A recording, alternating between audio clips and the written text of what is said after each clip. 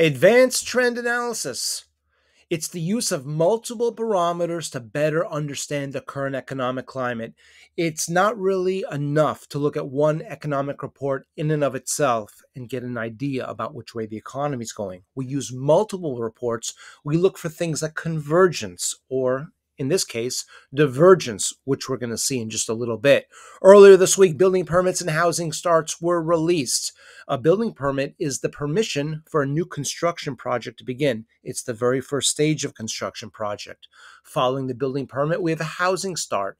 That indicates when the actual construction begins. Both of these indicators are considered to be leading indicators. They occur before construction starts and definitely before we look at new home sales numbers and the like.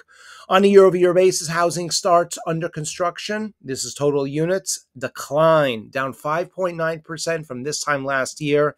It's multiple reports in negative territory, and it looks like it's accelerating. This indicates there's less new construction projects that are beginning.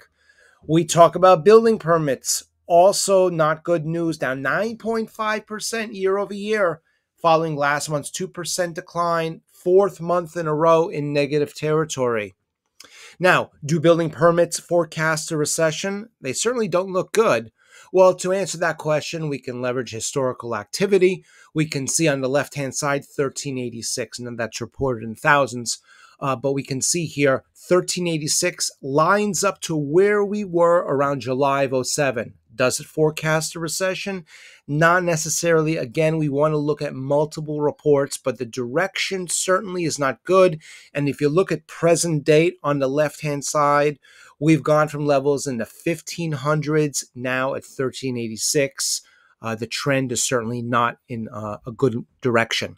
On a year-over-year basis, in blue, housing units under construction, those are the housing starts. In red, building permits. And what we can see here are both are trending to the downside, but it's interesting how the housing starts actually follow the building permits. And this makes sense. When we're going to build a house or embark on a new construction project, the first thing we get is the building permit, the permission.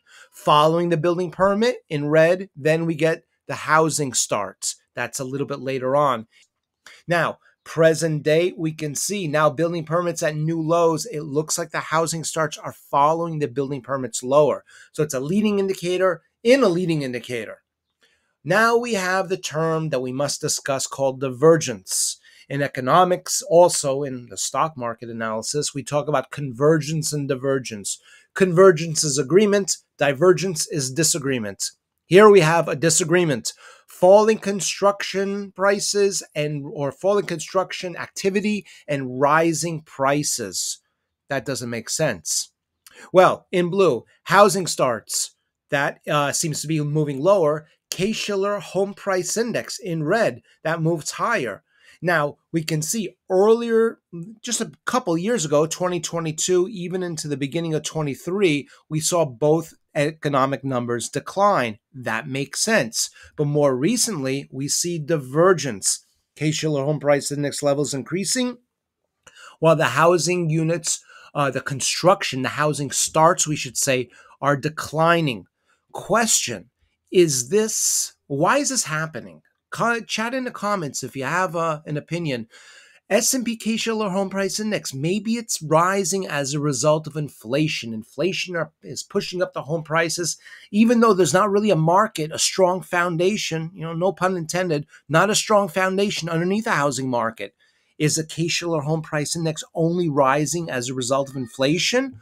Or is the Case-Shiller Home Price Index about to turn down following the leading indicator, housing starts? In a bad housing market, inventory rises as construction slows. We've seen this pattern before. This chart goes back to 2006 through 8. In red, new houses for sale. This is the monthly supply. It's expressed in the amount of months it would take to sell all the homes given the current pace of sales. In blue, building permits. We can see here, what do these numbers mean? The red, that's the monthly supply. So in 2008, we see 9.3. It would take 9.3 months at the current rate of sales, meaning the current rate as of 2008, to sell all the homes in the inventory. By the way, 9 is a very big number. A low number is like 2 or 3. The median we look for is around 6 or 7. So that's a very high amount of inventory. It looks like it's rising, but building permits are falling.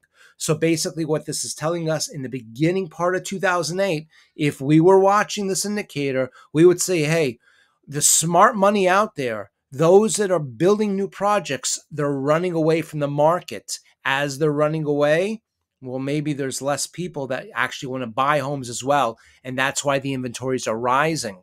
Where do we stand present date? Again, monthly supply in red, building permits in blue. It's the same pattern. We have 9.1 months of supply, also a very high number already, and building permits are declining. It's not a good sign. It doesn't guarantee that we're going to follow the pattern of 2008, not at all, but it certainly is not a good direction that we're heading.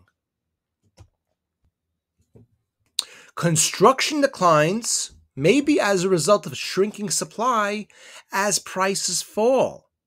This is a different dynamic. On a year-over-year basis, we see in red housing units under construction, those are declining. Now, this is again 2008. We like to use 2008 as an example of a good economy that went bad, so we can try to see some similarities to where we are now. In blue, new houses sold. This is the average sales price. Now, notice what happened in 2006, 2007. In red, the construction starts, the housing starts really started to decline first, and then the average sales price followed. Present date, where are we? Housing construction starts in red. Those are now negative territory. In blue, the average sales price, it's starting to decline. It's still in positive territory, but compared to where we were just a few months ago, that's actually not so good. So we like to take a little bit of a deeper dive into the market and into the economic numbers using multiple reports to try to get a better understanding of where we are. We also did so in our recent analysis of retail sales that actually gave us quite a bit of insight into the housing market. And I think that you'll find what we discovered here to be quite interesting.